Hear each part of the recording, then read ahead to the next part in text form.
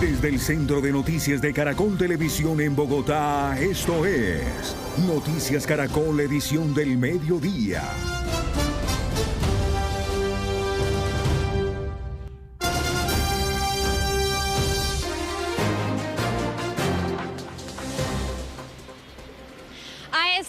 Es noticia en Antioquia que las autoridades investigan qué grupo armado es el responsable de que un dron con explosivos cayera sobre una vivienda en el municipio de Segovia, en el nordeste de este departamento. Como consecuencia del hecho, 3 civiles murieron, miembros de una familia, la mamá y 2 de sus hijos. El tercer hijo permanece en delicado estado de salud luego de ser alcanzado por estos explosivos. Antioquia pide que este caso sea denunciado como un crimen de lesa humanidad ante la Corte Interamericana de Derechos Humanos.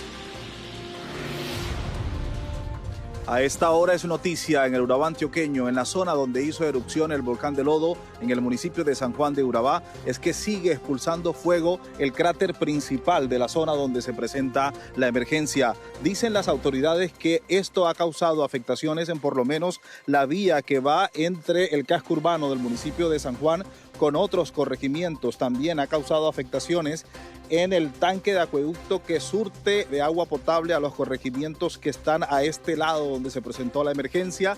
Se reportan pérdidas en la zona, especialmente en zonas de cultivos, pero también varios animales sufrieron afectaciones por cuenta de esta emergencia. Se espera la visita de una comisión del Servicio Geológico Colombiano porque en la zona la situación sigue activa.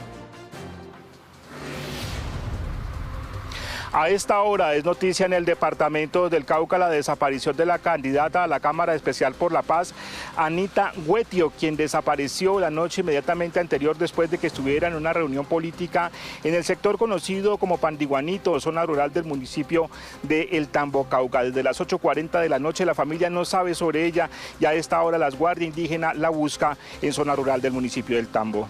En otra información de desaparición de candidatos se presenta en el Cesar, donde el candidato al Senado Andrés Vázquez por el Partido Conservador desapareció después de visitar a sus padres en el municipio de Pelaya. Su vehículo fue encontrado en la vía Agua Chica con las puertas abiertas y con las pertenencias del candidato en su interior.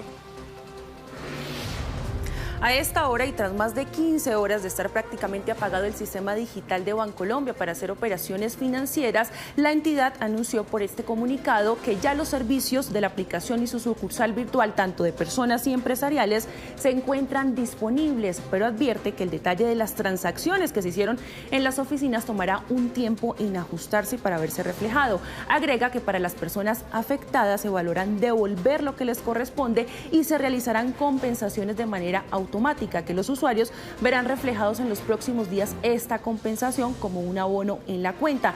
Ven ustedes también en imágenes que hicimos el ejercicio de entrar tanto a la plataforma virtual en un computador como en un celular y deja ingresar a la plataforma. Sin embargo, en redes sociales varios usuarios tienen varias dudas y esos son los casos puntuales que revisará la entidad bancaria. Y finalmente, el presidente de Asobancaria, Jonathan Malagón, se refirió a la situación de Bancolombia y dice que confía en que el presidente de Bancolombia enfrentará este desafío y siempre pondrá en el centro a sus clientes.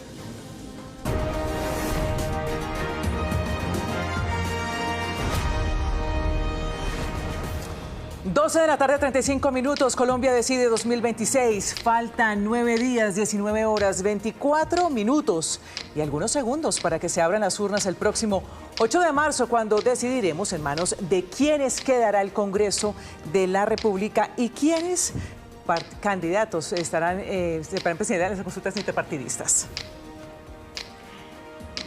12 del mediodía, 35 minutos. Sin duda, Ana Milena, el tema del día tiene que ver con los resultados de la encuesta Inbamer para Noticias Caracol y Blue Radio. Pues las campañas analizan ya los datos para fortalecer sus estrategias que les permitan captar electores indecisos, una cifra que sigue siendo muy alta. Pues para hablar de este tema, a esta hora nos acompaña Nicolás Rojas, quien nos tiene los resultados y por supuesto el análisis para avanzar en la discusión. Nicolás, adelante. Catalina, efectivamente, la encuesta Inbamer de Noticias Caracol y Blue Radio sacudió el tablero político de cara a las consultas interpartidistas que se van a realizar el 8 de marzo, pero también ese día tendremos una votación importante que son las elecciones legislativas. Distintas campañas ya están analizando los resultados de la derecha, de la izquierda y del centro, que parece ser la gran sorpresa, al igual que la popularidad del presidente Gustavo Petro, que sin duda va a tener mucha incidencia en estas elecciones. Para hablar de estos resultados nos conectamos de inmediato con Martín Orozco, él es gerente de la firma Inbamer. Martín. Nicolás, buenas tardes. Poco ha dormido, me imagino. Sí, no, algo se durmió, pero estamos aquí echando números y ayudando para que las personas puedan tomar decisiones y las campañas sepan leer el electorado para el bien del país. Sí, sin duda una primera fotografía que está marcando tendencia cuando faltan 9 días para que realicen las elecciones interpartidistas. Pero empecemos hablando un poco sobre la muestra. ¿En qué fecha se realizó esta medición? Fue una medición realizada directamente en el hogar de los encuestados, dentro del periodo de tiempo fue del 11 al 22 de febrero, sí. 3.800 encuestas, incluye tanto zona urbana como rural. Lo rural son las veredas, 147 municipios, entre ellos 24 capitales. Entonces es una muestra que representa muy bien al país y eso nos da un margen de error. Según la pregunta, alrededor del 1.9%, o sea, es un resultado muy confiable. Claro, y además que contó con unas nuevas especificaciones de una ley que modifica las maneras de hacer este tipo de mediciones, que aprobó el Congreso. Sí, que aunque las especificaciones de la ley en realidad no son necesarias, sí. Porque incluso cuando uno ve el informe y la tendencia de la imagen de instituciones, del mismo presidente, pues que en este caso brincó, son tendencias muy parejas en general, así si hicieran 1.200 encuestas o ahora 3.800, que es lo que nos da a nosotros para este ejercicio según las exigencias de la ley. Pues Martín, empecemos a deshojar la margarita y la primera pregunta que ustedes plantearon a los colombianos es la probabilidad de que vote en las elecciones del 2026, puntualmente el 8 de marzo. Sí. ¿Qué le respondieron? El 46% dice que definitivamente va a votar, el 20% dice probablemente votaría, 15% no sabía aún, 6,6% probablemente no votaría y 11% definitivamente no votaría. Haciendo cuentas, el centro electoral en el 2022 fueron cerca de 38 millones de colombianos que estaban habilitados para votar. Salieron un poco más de 18 millones. Sí. Lo que nos dice la registraduría es que en este 2026 son cerca de 42 millones de colombianos los que pueden votar.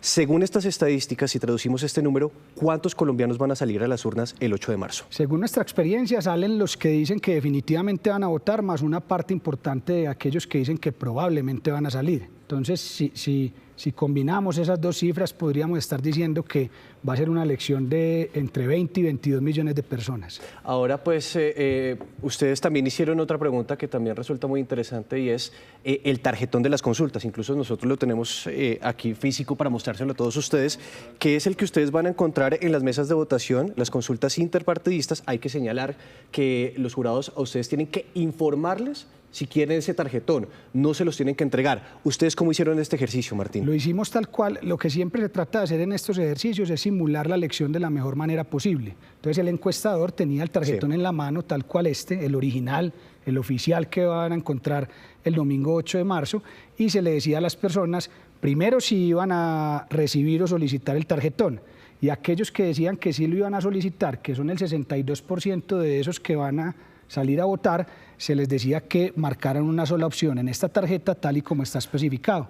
Ustedes mencionaban la consulta y la foto y las personas escogían la foto del candidato. Exactamente, aclarándoles que solo es una opción, una sola opción de todas las caras y nombres que hay en el tarjetón. Repítame los datos, ¿cuántos colombianos señalaron que están dispuestos a pedir este tarjetón? 62% de las personas que dicen que definitivamente o probablemente van a ir el 8 de marzo a las urnas, dicen que van a recibir o a solicitar el tarjetón.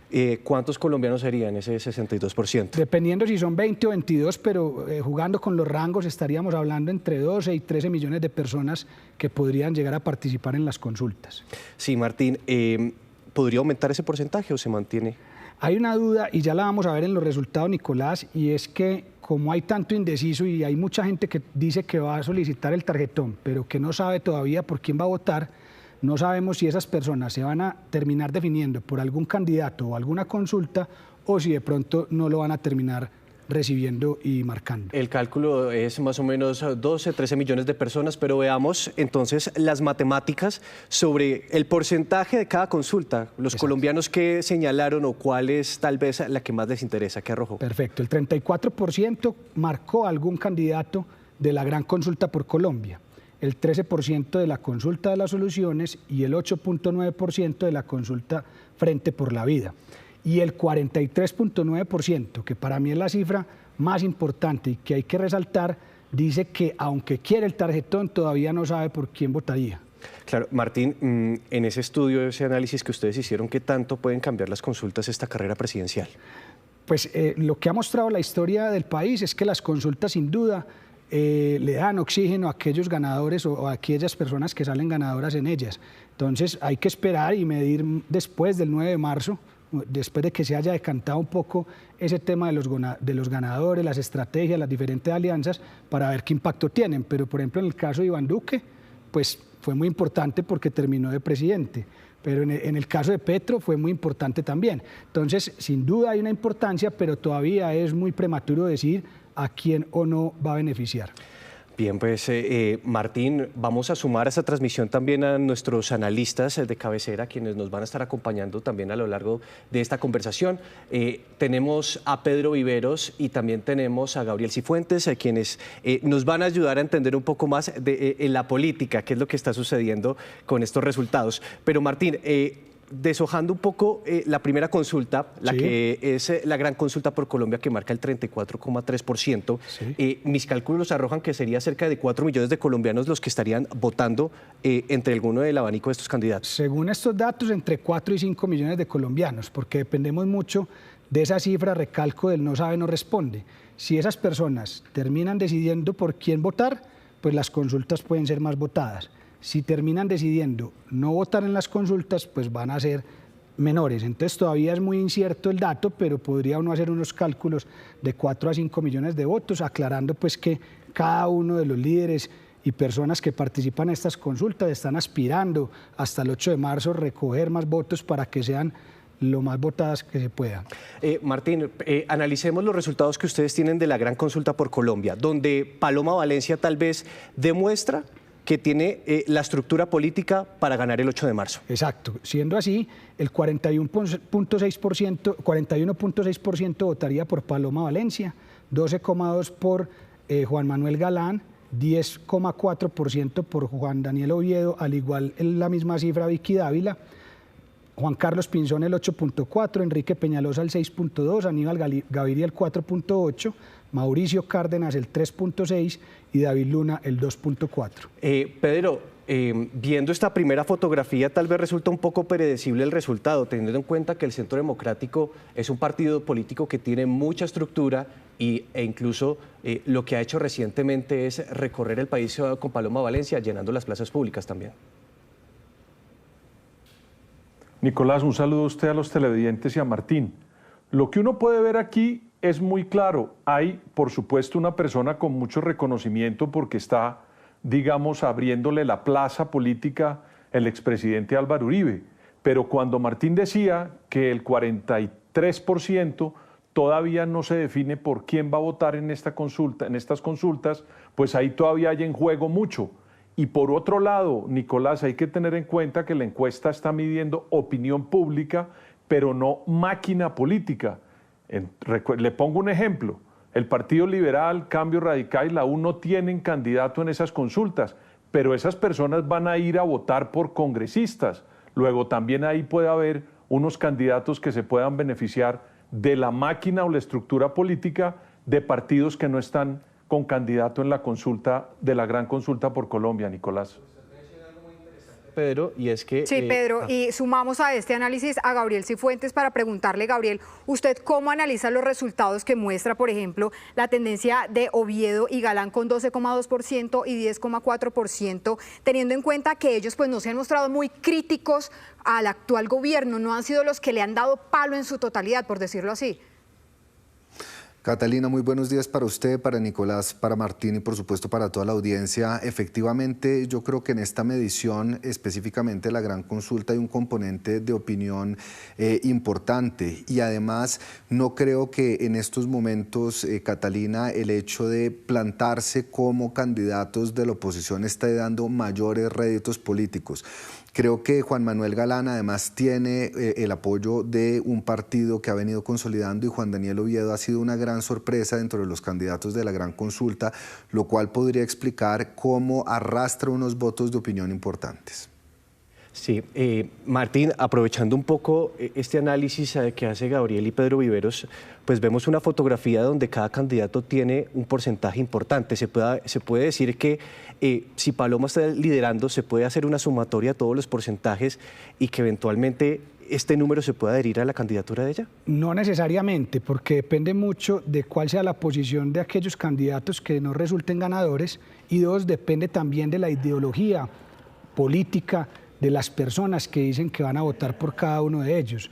Yo no podría asegurarte, Nicolás, si las personas que hoy dicen que votarán por Juan Daniel Oviedo después vayan a apoyar a Paloma o si tal vez les guste más un Sergio Fajardo. Eso pues habrá que esperar para saberlo, pero que puede recoger más votos de los que ella finalmente va a sacar, sí, pero que va a recoger la totalidad de los votos de la consulta, no podría afirmarlo.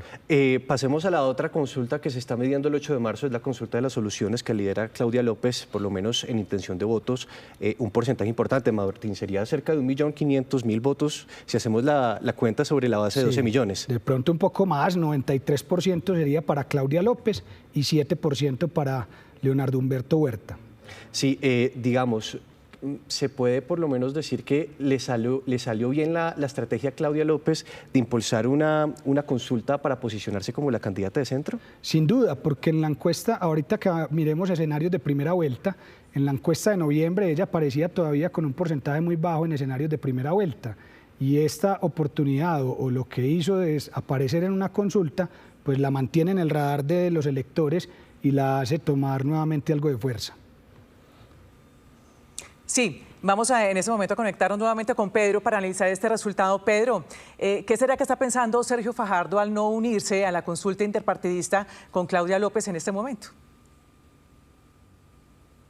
Pues Ana Milena, es muy difícil saber qué pueda pasar en esa segunda vuelta porque todavía está la bruma de estas consultas interpartidistas. Cuando pasemos esa bruma, nos vamos a dar cuenta qué tiene cada uno de los candidatos que no se presentó en esta consulta interpartidista. Es que, Ana Milena, Sergio Fajardo ha sido candidato 3 veces y es una persona que tiene pues una imagen de centro importante. Luego yo tendería a pensar que después de pasar esta bruma de las encuestas, de las interpartidistas, vamos a ver quiénes están en los carriles y ahí se puede definir quién se queda con ese centro que es en este momento el que está más, digamos, posicionado para definir una campaña política en Colombia, Ana Milena.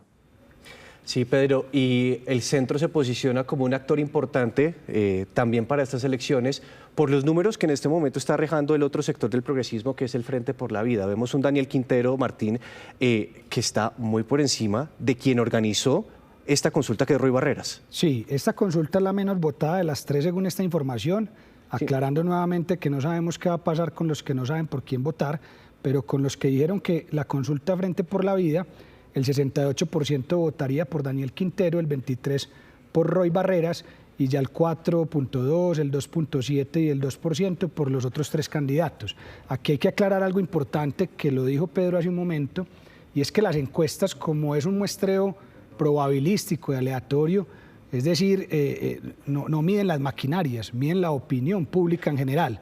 Entonces, hablan sobre las maquinarias que puede llegar a tener Roy, pero en lo que se refiere a la opinión pública, estos son los resultados y claramente Daniel Quintero está por encima de Roy. Claro, y es que ese es un argumento que usted presentaba esta mañana para explicar un poco por qué Daniel Quintero triplica a Roy Barreras. Pero quiero preguntarle a Gabriel Cifuentes sobre lo que usted mencionaba, Martín, que son las maquinarias, porque recientemente, Gabriel, hemos visto en las correrías políticas de Roy Barreras también las plazas públicas llenas e incluso distintos actores políticos regionales sumándose a esta aspiración presidencial. Que pues según Roy Barreras, según sus cálculos, pues va a sacar un poco más de 3 millones de votos, Gabriel. Sí, Nicolás, efectivamente, y como se ha dicho en este espacio, las encuestas no miden las maquinarias, pero yo también quisiera hacer una salvedad, y es que no necesariamente las maquinarias pueden resolver una situación particular, y menos en una consulta. Recordamos el caso también de Vargas Lleras, cuando en el 2018 no sumó más de 1,5 millones de votos, a pesar de tener el apoyo de un partido como Cambio Radical. En las consultas y en las presidenciales pesa mucho el voto útil, el voto de opinión, así que si así se sumen las maquinarias, definitivamente pueden no terminar siendo un factor determinante. Claro, Pedro, lo que estaba mencionando Gabriel es un antecedente muy interesante, que es el caso de Germán Vargas Lleras en el año 2018. Se sumaron distintos partidos, Cambio Radical, liberales, sectores de la U, de otros proyectos políticos, y sacó 1.400.000 votos. La maquinaria no es garantía de éxito político. Yo estoy de acuerdo en las presidenciales siempre y cuando esa sea una primera vuelta, que fue la de Germán Vargas. En este caso son consultas que se definen el día de las parlamentarias, Nicolás. Esa es la gran diferencia de por qué las maquinarias sí pueden operar. La de Germán Vargas fue una primera vuelta abierta solamente para elegir los candidatos que podían ganar la presidencia. Y ahí hay una diferencia que puede implicar muchos cambios. A mí lo de Roy Barreras me parece, entre otras cosas, que por la imagen que él tiene en la propia encuesta, que no le es favorable, puede terminar incidiendo mucho en el voto a favor del señor Quintero, que también tiene otros problemas. Imagínese usted que son dos personas con imágenes negativas compartiéndose el voto minoritario de las consultas interpartidistas. Y vamos a entrar en materia de la primera vuelta presidencial, porque también Martín le preguntó a distintos colombianos si las elecciones fueran el próximo domingo, ¿por cuál candidato usted votaría? ¿Quién está liderando? Entonces, tenemos un escenario inicial de 17 candidatos. El 37% lo lidera, con el 37%, perdón, lidera Iván Cepeda, venía de un 32% en noviembre. Abelardo de la Espriella pasa de 18,2 a 18,9%. Claudia López es de las que más crece, pasa de 4% en noviembre al casi 12% en la actual medición. Paloma Valencia pasa del 1% al 10%. Sergio Fajardo del 8.5 al 6.6%. Clara López, esa comparación no la tenemos, está en el 2.8% actualmente. Santiago Botero el 2.2%. Roy Barreras el 1.8% y ya los demás están por debajo del 1%. Si no supieran por lo menos el umbral del 1%. Una pregunta que nos han hecho bastante en redes sociales es por qué Roy aparece en esta foto y no Daniel Quintero, quien eventualmente ganaría la consulta del Frente por la Vida. Porque digamos que en este escenario amplio para poder construir un cuestionario había que poner al favorito de cada consulta hasta ese momento, que en su caso eran Paloma, Claudia López y Roy Barreras. Sí. Entonces, en realidad, el resultado de Daniel Quintero en esta encuesta fue una sorpresa. Sin embargo, hicimos otros escenarios con bloques de 6 candidatos, donde sí tenemos medido a Quintero en una posible primera vuelta. Quiero preguntarle a Gabriel Cifuentes, ¿por qué en esta fotografía las consultas interpartidistas terminan impulsando a Paloma Valencia y a Claudia López, pero no sucede lo mismo con Daniel Quintero o Roy Barreras, Gabriel?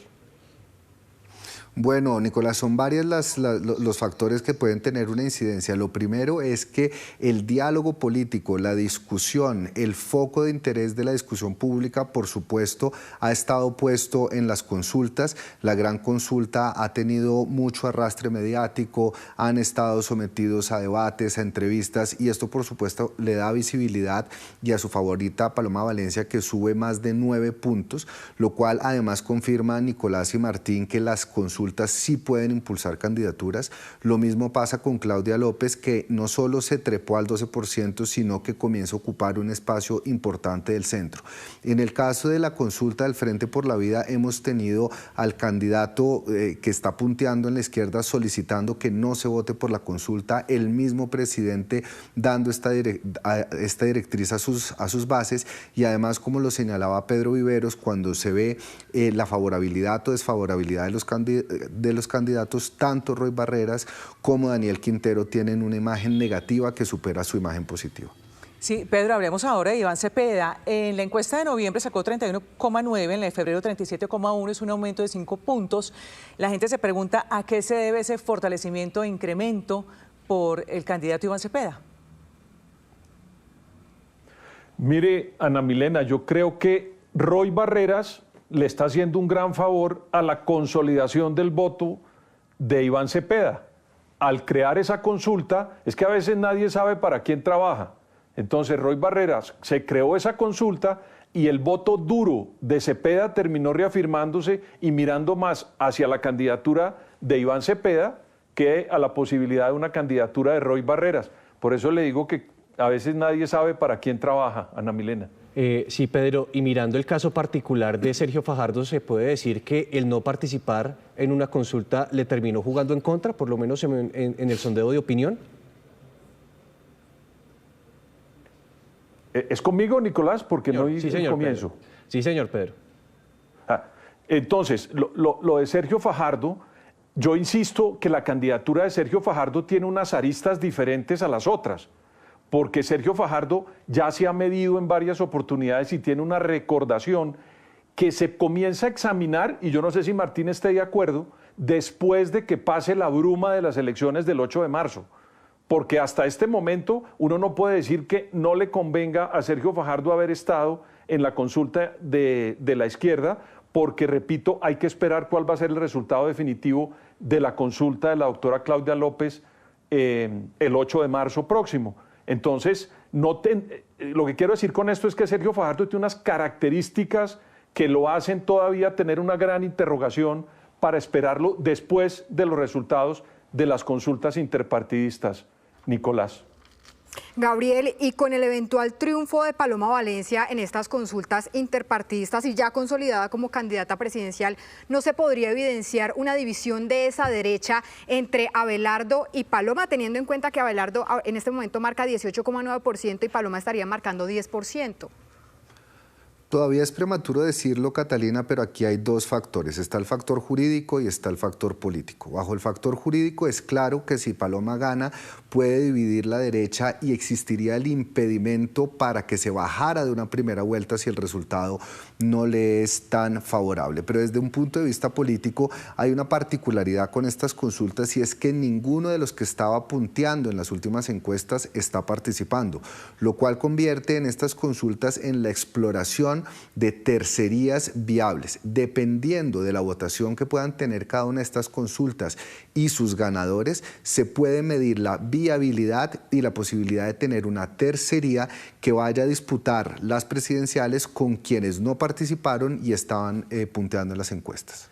Gracias, Gabriel. Veamos ahora en una eventual primera vuelta con los 3 candidatos que no participan en las consultas, Martín, y también los que tienen mejores porcentajes en las encuestas. Veamos pues más o menos cuál es la cifra que arrojó esta medición. Tendríamos un escenario con Iván Cepeda en 43%, Abelardo de las Priella 23,4%, Claudia López 12,5%, Sergio Fajardo 10,3%, Paloma Valencia 7,8% y Daniel Quintero 1,4%. Martín, viendo esta fotografía, me retrocedo el tiempo de hace 4 años y uno ve que Iván Cepeda está marcando lo mismo que por esta época estaba marcando Gustavo Petro cuando era precandidato. En la última elección sí, en la última elección sí, pero si nos vamos un poco más atrás, también uno podría decir que, no quiero mencionar ningún nombre, pero que el tercero, cuarto, quinto es lo mismo que marcaba Iván Duque. Claro. En el momento antes de las consultas. Entonces, como le decía yo al inicio, no hay un patrón específico de lo que termina ocurriendo. Cada elección es diferente y cualquier cosa puede pasar. Pedro, sumando un poco los porcentajes que tienen Claudia López y Sergio Fajardo, si ellos se reúnen después del 9 de marzo y llegan a un acuerdo para ir juntos en primera vuelta. Lo que vemos en el papel es que hay empate con Abelardo de la Espriella. Es que, Nicolás, cuando uno comienza a hacer la sumatoria de los que son un bloque de izquierda y un bloque de derecha, podría haber una especie de polarización entre ellos, pero la definición de la campaña parece ser que está en el centro, o sea, en los otros votos, o que son de Sergio Fajardo o de Claudia López o unidos, pero también en los indecisos. Entonces, mire usted lo paradójico, estamos en una campaña polarizada, pero todavía no definida. Sí, Gabriel, y sumando estos dos resultados y también viendo el alto porcentaje que tiene Iván Cepeda en este momento, lo que estamos viendo, por lo menos la tendencia lo que muestra, es que quien tiene el poder para elegir el próximo presidente es la centroizquierda. Sí, sin lugar a dudas, Nicolás, estos resultados dejan muy bien parado no solo a Iván Cepeda, sino también a la centroizquierda, pero yo suelo ser escéptico de esas sumas aritméticas y de esas agrupaciones, porque el elector puede votar por Claudia López y después no por Sergio Fajardo. Entonces lo que tenemos que entender es cuál es la distribución general y, sin lugar a dudas, dependiendo, reitero, del resultado que tengamos el 9 de marzo de las consultas, ese mapa político puede cambiar drásticamente. Sí, Pedro, pues vemos a un de la Espriella que se mantiene en sus votos, mientras que otros crecen rápidamente. ¿Cuál será el reto ahora de Abelardo de la Espriella para tratar de marcar una diferencia en ese segundo lugar? Pues yo lo veo con un voto muy radical, Ana Milena, y está como trabajando ese voto radical. Pero mire lo que dicen las encuestas. Por supuesto hay que esperar, yo insisto, el 8 de marzo, que pase la bruma de las interpartidistas. Pero las encuestas dicen que usted puede tener ese voto duro para contemplar la posibilidad de pasar a la segunda vuelta. Pero en la segunda vuelta uno tiene que modularse. Y ahí es donde aparecen sectores del centro, de la centroizquierda, que son los que pueden tener la posibilidad de elegir el presidente. Y en este momento yo no veo la modulación de Abelardo de la Espriella buscando ese centro, Ana Milena.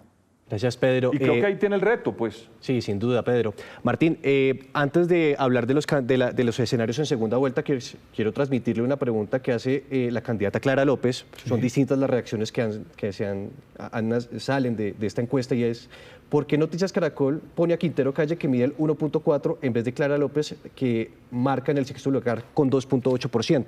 No, hicimos escenarios de grupos de 6 que incluían a los 3 candidatos que no están en las consultas y que venían marcando porcentajes importantes con los 3 candidatos que ganarían las consultas. Pero o sea, es imposible hacer todas las combinaciones que dan 17 personas.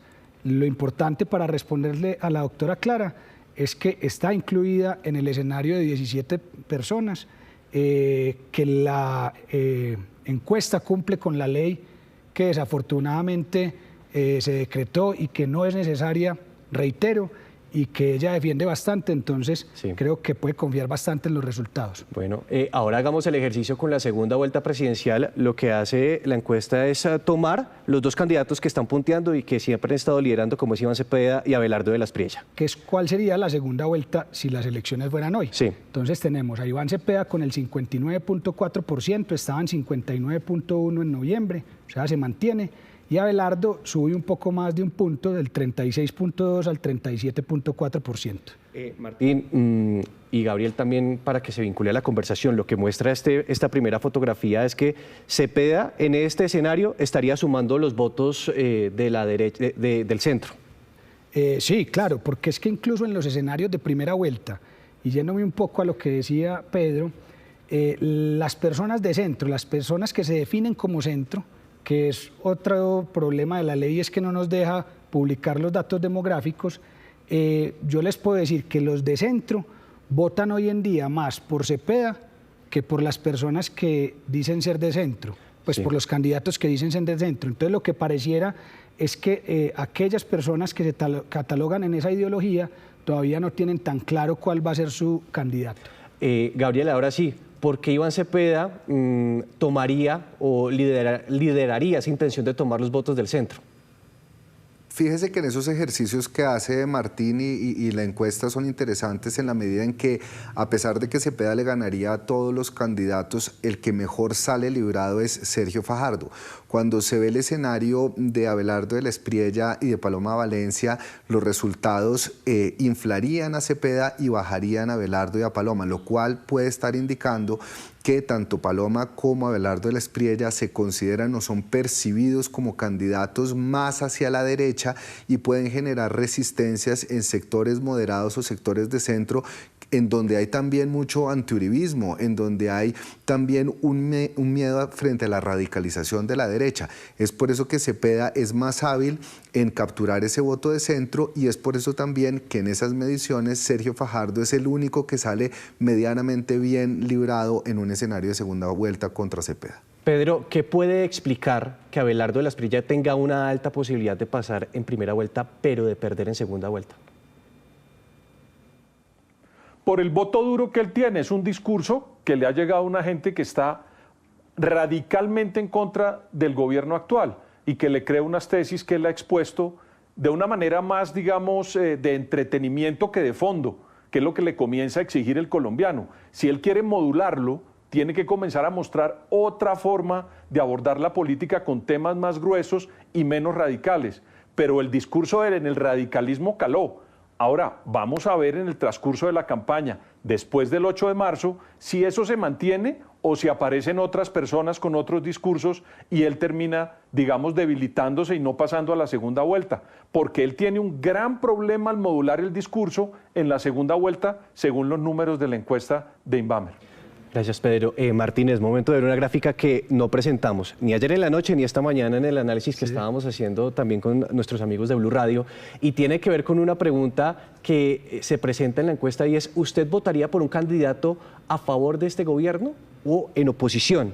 Sí. ¿Cuáles son los resultados? A favor de este gobierno responde el 52.6%, en noviembre ese resultado era 46.9%, y por un candidato que esté en oposición al gobierno de Gustavo Petro, el 43,5%, y en noviembre era el 50%. Sube la popularidad del presidente, pero también de la intención, Martín, de continuidad con el proyecto político que propone Gustavo Petro, que es el cambio. Pedro, tal vez esta gráfica nos puede mostrar que hay un error de lectura de la oposición sobre los reclamos que en este momento está haciendo la gente en las calles. Si me pregunta, Nicolás, sobre los resultados de la encuesta, es la consolidación del grupo político del presidente Gustavo Petro, encarnado en Iván Cepeda, lo que se consolida. Porque los demás, es decir, el sparring o el retador de Iván Cepeda, todavía no aparece para los colombianos y pareciera que lo están buscando para ver quiénes de esas personas es el retador y puede enfrentar a Iván Cepeda. El resultado de esta encuesta es la consolidación del candidato Iván Cepeda, del gobierno del presidente Petro, y los colombianos están buscando el retador o el sparring para Iván Cepeda entre los otros candidatos, Nicolás.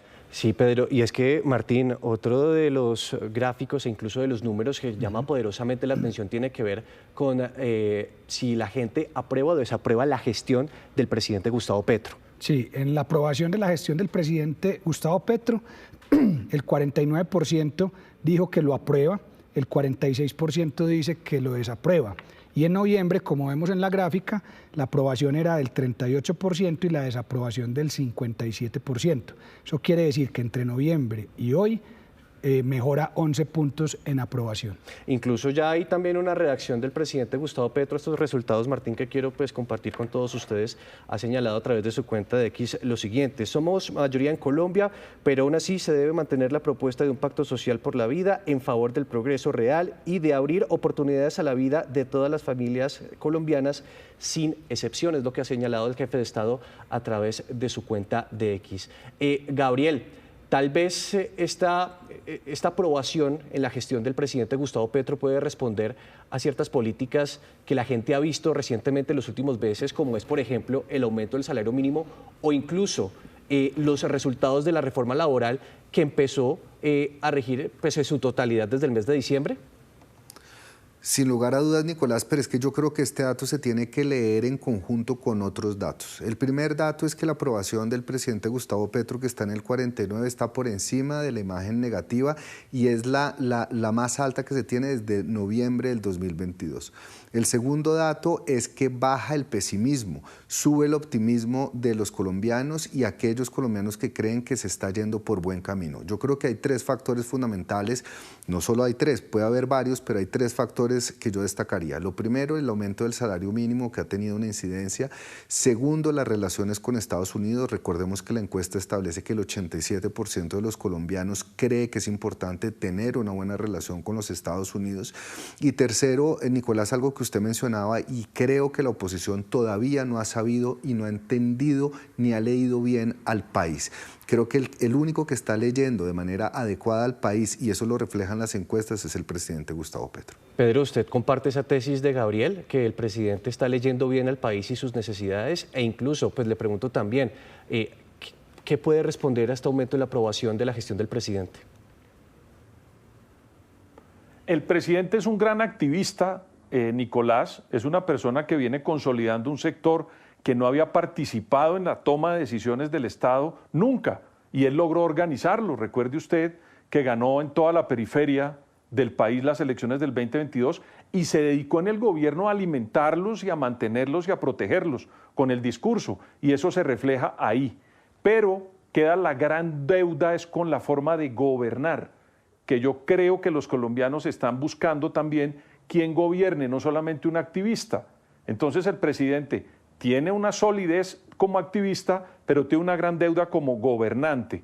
Y por otro lado, las acciones que tuvo con el salario mínimo vital del que hablaba Gabriel, la visita a los Estados Unidos, pero también algo, Nicolás, que yo añado.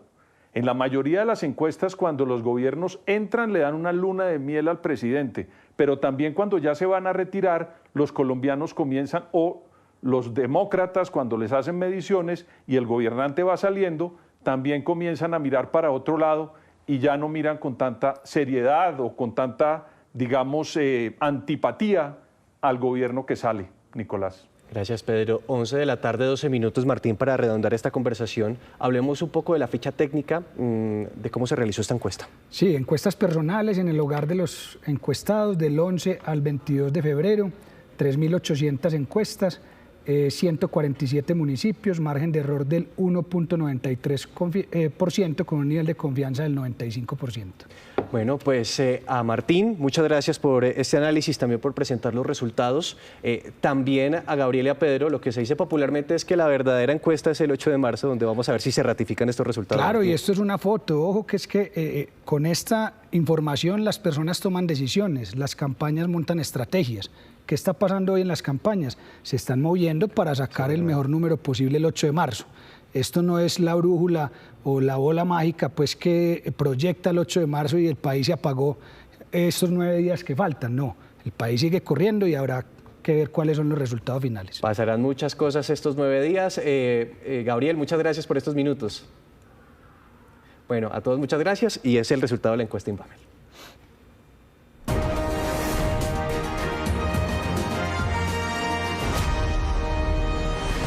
Y justamente consultamos a los precandidatos presidenciales que en la encuesta Inbamer ganarían las consultas del próximo 8 de marzo. Esto fue lo que dijo Claudia López, que hoy encabeza la consulta de las soluciones. Muy agradecida con la gente, creo que nuestro mensaje se está escuchando, se está entendiendo. Hay que defender el cambio y las reformas sociales que van bien, como el salario mínimo, la laboral y la pensional. Hay que corregir lo que va mal, lo de salud y la no entrega de medicamentos, lo de inseguridad, lo de impunidad, lo de corrupción. Y hay que agregar el sistema de cuidado para las mujeres, el 1.000.000 de becas de educación y trabajo para los jóvenes. Ese mensaje, creo, es el que está calando gracias a toda Colombia. Y Paloma Valencia estaría liderando la gran consulta por Colombia y también reaccionó a la encuesta Inbamer. Ante cualquier encuesta, la respuesta es la misma. Trabajar, trabajar y trabajar. Convencer a los colombianos de que Colombia tiene todo el futuro del mundo y de que unidos somos más. Y el ganador de la consulta Frente por la Vida, según la encuesta Inbamer, es el exalcalde de Medellín, Daniel Quintero. Esto nos dijo. En los próximos días los colombianos vamos a tener que tomar una decisión muy importante. No se trata solo de escoger entre dos partidos o entre dos personas. Se trata de escoger entre dos modelos de país. El de las maquinarias de Abelardo de la Espriella, de Paloma Valencia, de Roy Barreras, que representan la vieja clase política, que se han aprovechado de la gente, que no dejan avanzar a Colombia, que son puertas cerradas para el futuro, o escoger una apuesta por el futuro que quiere Colombia, destrabar lo que no funciona. También consultamos al precandidato Roy Barreras. Esto respondió a los resultados de la encuesta Inbamer. Le quiero decir hoy a los colombianos desde Barranquilla que los encuestadores saben manipular encuestas, pero no saben ganar elecciones. Yo sé lo que tengo. Y sé que en la misma encuesta, a pesar de la manipulación, el 43% de los colombianos no ha decidido. Media Colombia parece no haber despertado de la pesadilla que nos ofrecen los encuestadores, y es que tenemos que escoger entre extremistas violentos y populistas irresponsables como el señor Quintero. La aparición en encuesta del señor Quintero es, por decirlo menos, un chiste. Vayan y pregunten en Medellín qué opinan de él, donde lo conocen. ¿Qué opinión tiene sobre los resultados de la encuesta Inbamer? Los leemos en @noticiascaracol.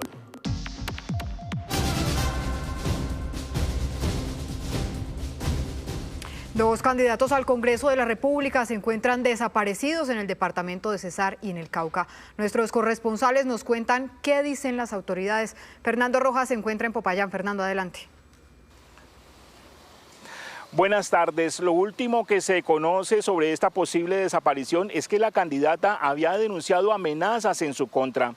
Según la familia de Ana Guetio, la última comunicación que tuvieron con ella fue hacia las 8:40 de la noche, después de que la candidata saliera de una reunión en el sector de Pandiguandito, en zona rural del municipio del Tambo, Cauca. La candidata tenía amenazas, su labor de defensora de derechos humanos, su liderazgo y su trabajo alrededor de las víctimas durante mucho tiempo la han puesto en una serie de situaciones complejas y de riesgo. Tiene unas medidas de protección. Lo ocurrido evidencia la falta de garantías de seguridad para el ejercicio político, especialmente en las CITREP, creadas para fortalecer la representación de las víctimas. Sin condiciones reales de seguridad se pone en riesgo la legitimidad de las elecciones del 2026. Ana Guetio es candidata a la Cámara Especial por la Paz, representando a las víctimas del conflicto armado, y es avalada por el resguardo indígena de Honduras en el municipio de Morales. A esta hora la familia de la candidata y la Guardia Indígena la buscan en zona rural del Tambo, Cauca. En el departamento del Cesar, las autoridades aseguran no tener pistas aún del paradero del candidato al Congreso de la República por el Partido Conservador, Andrés Vázquez, quien ya completa más de 30 horas desaparecido en el municipio de Pelaya. La policía ha dicho además que no entregará declaraciones sobre este caso hasta tener certeza de lo ocurrido. Mientras tanto, amigos del candidato Andrés Vázquez piden respeto por su vida. Tenemos derecho a expresarnos libremente, a participar en procesos democráticos, a este proceso político. Por favor, déjenlo ya en libertad. Al municipio de Pelaya llegó en las últimas horas una comisión de investigadores de la Policía Nacional con el objetivo de recolectar pistas que conduzcan al paradero de Andrés Vázquez. Noticias Caracol, Blue Radio y El Espectador junto a la Universidad de los Andes crearon Ágora, un espacio que busca propiciar encuentros directos entre aspirantes al Congreso de la República y la comunidad universitaria de cara a las elecciones del próximo 8 de marzo. Camila Willes, ¿qué dicen los estudiantes sobre este espacio? Pues dicen que lo más importante para ellos es votar informados. Por eso han asistido asiduamente a este Ágora, que significa plaza pública, y le han preguntado a los candidatos temas como la crisis de la salud y la seguridad aquí en el país. En el siguiente informe les contamos cómo se ha desarrollado esta jornada. Sin tarimas, sin pendones, sin la ayuda de los grandes equipos de sonido. Así se presentaron 84 candidatos al Senado y a la Cámara en la Universidad de los Andes, cara a cara con uno de los sectores que podría inclinar la balanza electoral y decidir quiénes sí llegan al poder, los jóvenes. La iniciativa surge de la universidad y de ese deseo de inmiscuirse en las elecciones legislativas para hacer pedagogía y para dar a conocer cuáles son las propuestas que se están llevando para las elecciones el próximo 8 de marzo, pero la imposibilidad de presentar cientos de candidatos que se están lanzando a la Cámara de Representantes y al Senado en un solo debate con 4 o 5 cabezas de lista. Por eso decidimos abrir la universidad en un ágora. Esta es la iniciativa Ágora Uniandes de cara al país, que transformó el campus en una plaza pública, en un escenario abierto donde estudiantes y profesores interpelan a los candidatos y contrastan la información sin intermediarios. Entonces tenemos unas reglas, discutimos un poquito sobre qué significa esa neutralidad en la moderación, pero sobre todo estamos experimentando porque no hemos hecho esto nunca en la universidad y nos emociona ver cómo interactúan estos candidatos con nuestros estudiantes en este espacio horizontal.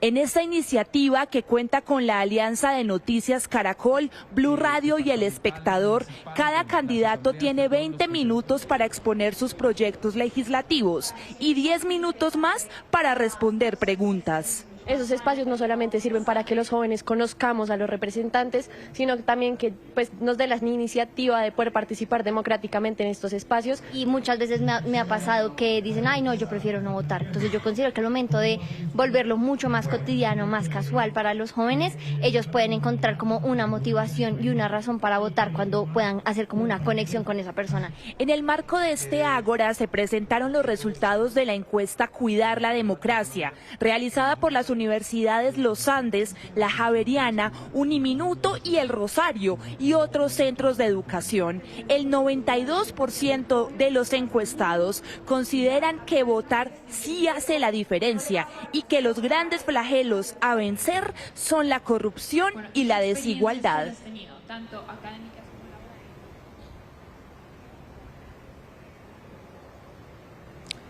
También se les preguntó a los encuestados, más de 1.700 encuestados, qué emociones les despiertan los líderes políticos. El 27% dijo que decepción y tristeza y el 21% dijo que indignación y rabia, pero también el 21% dijo que interés y deseos de saber más. Este ágora estará aquí en la Universidad de los Andes hoy durante todo el día hasta las 5 de la tarde para que vengan y participen de esta pedagogía electoral. Camila, gracias. A la 1:22 p.m. cambiamos de tema. Este mediodía, Bancolombia informó a sus clientes que restableció sus servicios luego de 15 horas de trabajos en el sistema, que también anunció que evaluará los perjuicios que haya podido tener cada cliente para solucionar o compensar su situación. Tras más de 15 horas de estar prácticamente apagado el sistema digital para hacer operaciones financieras, Bancolombia anunció por medio de este comunicado que ya los servicios en la aplicación y su sucursal virtual de personas y empresas se encuentra disponible. Pero advierte que el detalle de las transacciones que se hicieron en las oficinas tomará un tiempo en ajustarse. Agrega que para las personas afectadas le devuelven lo que corresponde y se realizará compensaciones de manera automática. Los usuarios verán reflejado en los próximos días esa compensación como un abono en su cuenta. Los problemas de Bancolombia comenzaron el fin de semana pasado, cuando una actualización del software del banco generó fallas y dejó a millones de personas sin poder acceder o usar normalmente los diferentes servicios. Pero anoche, con esta carta dirigida a sus clientes, el presidente de Bancolombia, el banco más grande del país, hizo un mea culpa y reconoció que la entidad le falló a sus cerca de 30 millones de usuarios. Yo quiero ofrecer disculpas a todos nuestros clientes. Sabemos la afectación que esto tiene, nos duele, sabemos el problema que causa. Fallamos, yo no puedo decir ninguna otra cosa distinta. Por su parte, el superintendente financiero César Ferrari esto dijo en Noticias Caracol en Vivo. La superintendencia lo que ha hecho es, en primer lugar, mandar a un equipo inmediatamente para que esté en Medellín atendiendo la recuperación de las máquinas, y hay 8 personas ahí en la cual del más alto nivel de la superintendencia para ver cómo pueden colaborar para que resulte de una manera mejor. En este momento, y según asegura Bancolombia, los usuarios pueden retirar en cajeros electrónicos, hacer transferencia entre cuentas Bancolombia, oficinas Bancolombia, corresponsales y pagar con tarjeta sin ninguna dificultad. Precisamente por cuenta de las fallas en la plataforma de Bancolombia, muchos usuarios tuvieron problemas a la hora de hacer transacciones en línea e incluso transferencias, por lo que se vieron obligados a usar los cajeros electrónicos y mover su dinero en efectivo. Al ingresar a la página de Bancolombia, este anuncio advertía que algunos servicios no estaban disponibles debido a un proceso de estabilización del sistema, por lo que muchos usuarios que acostumbran a realizar pagos electrónicos han tenido que ir directamente a los cajeros. Retirando dinero porque hace días que la plataforma Bancolombia no está disponible para hacer transferencias, pagar facturas. ¿Qué no has podido pagar, por ejemplo? ¿Cómo te afectaba a ti? Los servicios públicos, por ejemplo. Entonces estoy retirando dinero para poder pagar los servicios públicos. Dicen que algunas transferencias no funcionaban, por lo que empresarios que mueven cuantiosas sumas de dinero recurrieron al efectivo. Y llego al banco a retirar un dinero para poder, porque no se puede transferir, tampoco se puede retirar. Me dicen, vaya al cajero, saque 2.700.000. Diariamente tengo que realizar varios pagos por mi trabajo y se me van atrasando los pagos porque no puedo realizarlos. Entonces en eso estoy, voy a buscar otro cajero porque en este momento no me acaba de funcionar. Catalina, como la mayoría de usuarios en la fila, tuvo que ir obligatoriamente al cajero para resolver los pagos que usualmente hace en línea. Y pues claro, mire, yo ayer, por ejemplo, tuve vencido el SOAT de mi carro, no lo he podido pagar, el carro me tocó guardarlo, pues por las condiciones, porque no podemos hacer ninguna transacción. Y es que las fechas límite de pago de los servicios públicos, por ejemplo, no dan espera. Cuando uno pasa a pagar con Nequi, o cuando tienes que hacer consignaciones, que tienes que pagar el agua, la luz, el teléfono, eso hace que tengas que venir al banco y la seguridad también como hemos tenido muchos problemas de seguridad, pues hace que uno pues se sienta más inseguro al venir al banco, venir a un cajero. Para los usuarios de Bancolombia afectados por las fallas en el sistema, la Superintendencia Financiera habilitó el correo continbancolombia@superfinanciera.gov.co, en donde podrán tramitar todas sus quejas. Noticia en desarrollo en Noticias Caracol. 1:36 p.m. Un equipo de Noticias Caracol llegó hasta la zona donde hizo erupción el volcán de lodo en zona rural del municipio de San Juan de Urabá. Desde el cráter sigue saliendo fuego. Johan Díaz, ¿cuál es el panorama hasta ahora? Hola Lucía, buenas tardes. El panorama a esta hora en la zona donde ocurrió la erupción del volcán, aquí en el municipio de San Juan de Urabá, es por lo menos 1 kilómetro a la redonda, tiene el lodo que salió por cuenta de este volcán. Pero nos hemos dado cuenta de las afectaciones que dejó la llamarada, que subió un poco más de 200 metros. Más o menos podemos hablar de unos 5 kilómetros a la redonda que está teniendo afectaciones por cuenta de ese fuerte columna de fuego. Pero a mis espaldas ustedes pueden observar, sigue saliendo fuego en estos momentos y la situación sigue complicada para decenas de familias. Padre, aquí me acerco un poquito más, eso está viendo mucha candela. Una gigantesca columna de fuego sorprendió a los habitantes del municipio de San Juan de Urabá, Antioquia, durante la noche del miércoles, tras la erupción de un volcán de lodo. Eso fue muy impresionante, eso fue aproximadamente por ahí tipo de 6:30 de la tarde. Todavía estaba el sol un poquito afuerita. Y eso es un zumbido, como un temblor de tierra primero y explotó. Y en ese instante habían unas personas que estaban trabajando aquí. El pánico se apoderó de los habitantes que al ver las enormes llamas pensaron que se trataba de una explosión.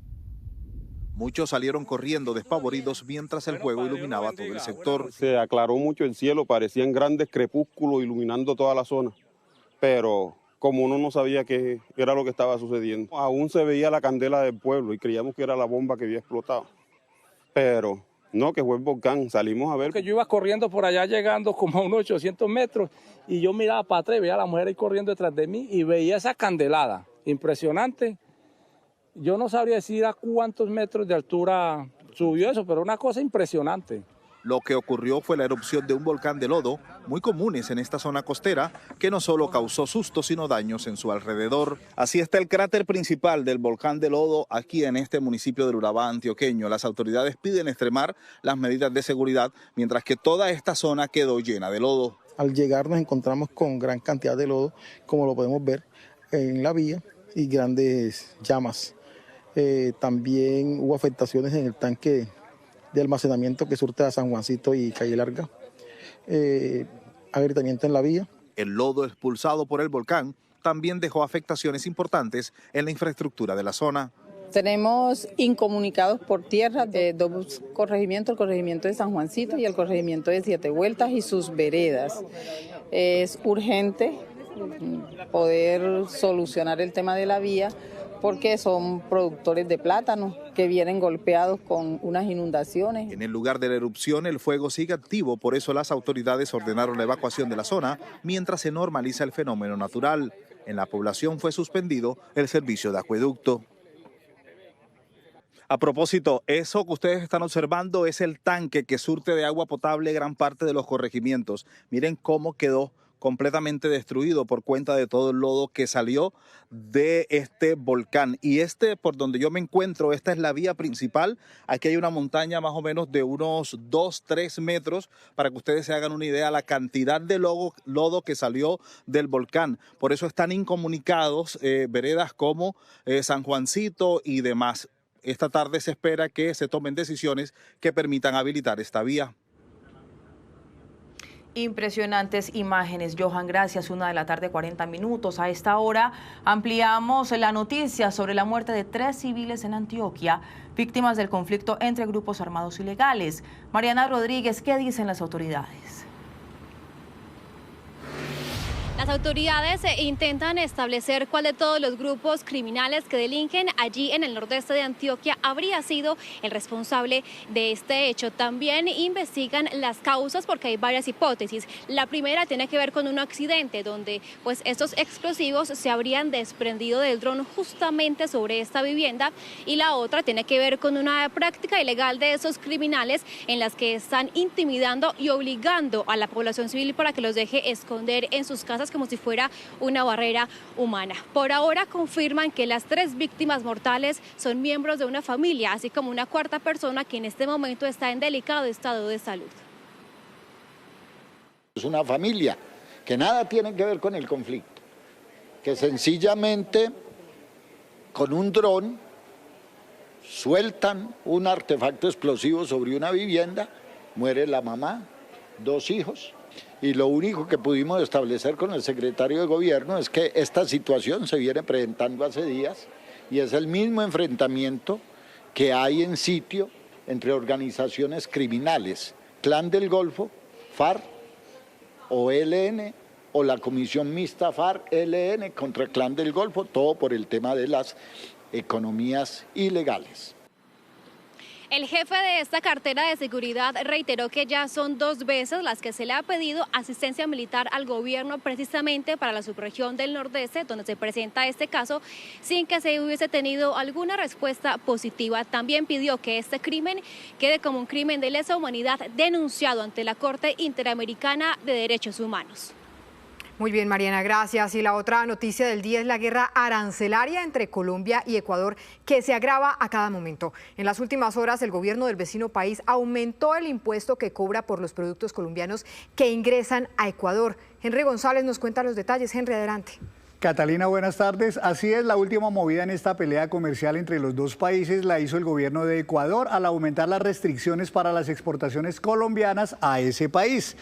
Con esta nueva medida, entonces, el arancel que deben pagar los productos colombianos cuando ingresan a Ecuador pasa de 30 a 50% a partir del 1 de marzo. Afectará a productos colombianos cuyas exportaciones de Colombia hacia Ecuador suman aproximadamente 1.900 millones de dólares en el año 2025. Colombia, de hecho, es el tercer proveedor de productos de mercancías de Ecuador. ¿Cuáles productos colombianos se ven afectados? Por ejemplo, medicamentos, azúcar, carburreactores, vehículos y café. En total, unas 2.700 empresas en Colombia se ven afectadas por esa medida. ¿Y cuáles son las razones que expone Ecuador? En el comunicado que emitieron, dicen o alegan la falta de implementación de medidas concretas y efectivas en materia de seguridad fronteriza por parte de Colombia. Sin embargo, hablamos con el presidente de Analdex en Colombia, Javier Díaz, quien dice que ha estado hablando con diferentes autoridades y que las cosas parece que no son así como dice Ecuador.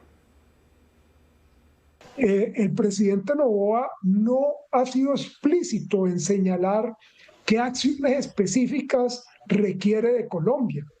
Nosotros hemos estado en contacto a raíz de estos temas con el ministro de la Defensa nuestra, con la cúpula militar nuestra, y ellos nos dicen, nosotros estamos actuando en la frontera, tenemos 19.000 efectivos desplegados en la frontera.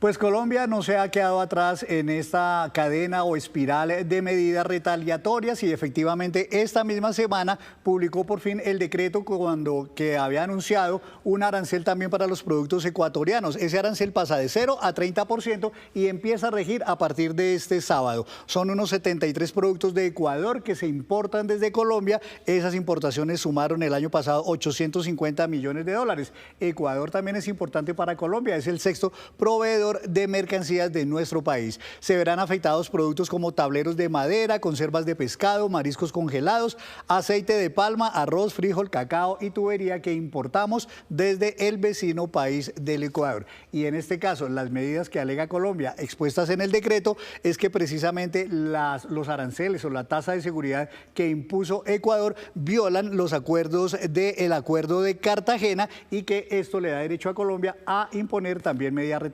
retaliatorias. Al final de cuentas, lo que dice el presidente de Analdex es que esto hace inviable el comercio exterior entre los dos países y que los directos afectados serán los consumidores.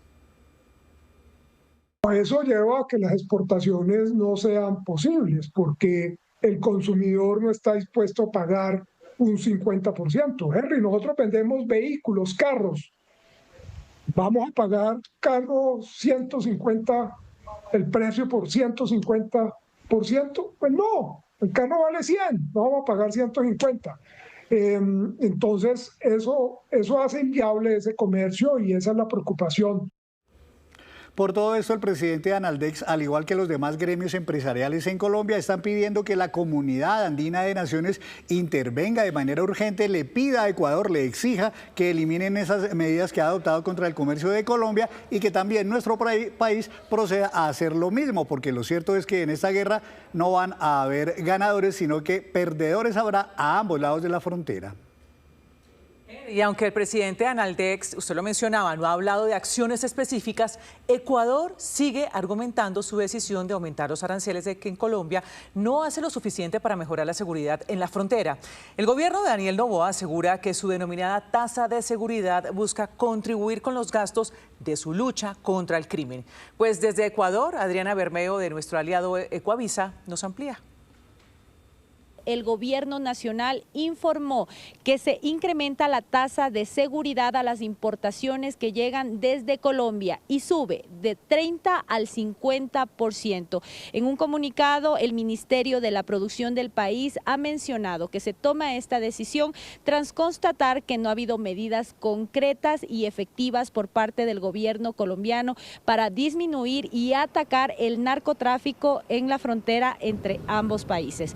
Esta medida, lo que se ha dicho es que entra en vigencia desde el 1 de marzo, pero ocurre en un contexto en que hay prácticamente una guerra arancelaria entre ambos países y en la que tantos los productores como empresarios, exportadores e importadores de ambos países ya han señalado pérdidas al ser tanto Ecuador como Colombia un importante compañero comercial y socio comercial en las ventas entre ambos países. El día de ayer hubo ya una reunión entre el gobierno y todo este sector empresarial para indicar sobre estas pérdidas que ya se están generando desde que se están ejecutando estos aranceles, esta tasa de seguridad, al menos por parte del Ecuador. Nosotros seguiremos pendientes de lo que ocurra y por supuesto seguiremos informando. Este es un reporte desde Quito, Ecuador, para Caracol.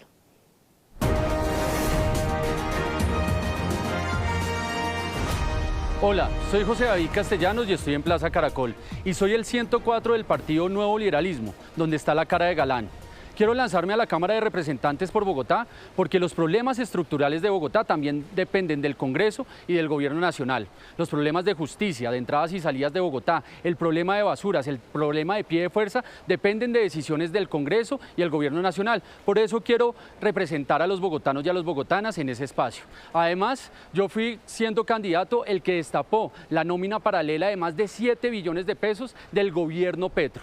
Una nómina paralela que es los recursos de todos los bogotanos. Por eso quiero invitarlos a que este 8 de marzo voten por el 104 del Partido Nuevo Liberalismo, la cara de Galán, porque defender a Bogotá es defender a Colombia.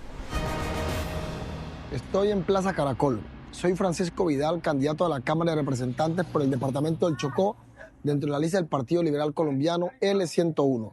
Voy a llegar al Congreso porque quiero ser la voz digna, capaz de volver de los problemas del Chocó y de sus necesidades una gran discusión y una agenda de trabajo con el gobierno y con el Estado colombiano, para que de esta manera se tomen las decisiones políticas que puedan traer al departamento la infraestructura básica que necesitamos para poder vivir con dignidad y para poder producir, derrotar la inempleabilidad y la pobreza. Esto es un plan de conectividad vial, un plan de conectividad digital, un plan de conectividad eléctrica, infraestructura hospitalaria, infraestructura en materia de servicios públicos, agua potable y saneamiento básico y vivienda digna para nuestra gente. No se olviden, me encuentran en el tarjetón con la L101.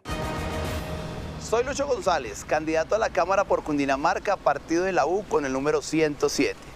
Hijo de la provincia de Soacha, Cibaté, orgullosamente cundinamarqués, y quiero llegar al Congreso de la República a trabajar por los temas de infraestructura vial, movilidad y transporte, construir allí un modelo que nos permita atender de manera óptima las vías terciarias del país. De esta manera garantizar competitividad y productividad para nuestros campesinos, garantizar oportunidades de emprendimiento y acceso a la educación superior para nuestros jóvenes. Seguir fortaleciendo y dignificando la labor de nuestros comunales será tarea nuestra. Participar de las grandes apuestas de país, la lucha contra el microtráfico será una tarea que tenemos que buscar las herramientas en el Congreso de la República. Trabajar por la reforma a la salud, prioridad para nosotros. Los invito a que me acompañen con su voto, marcando en el tarjetón de Cámara Partido de la U y el número 107.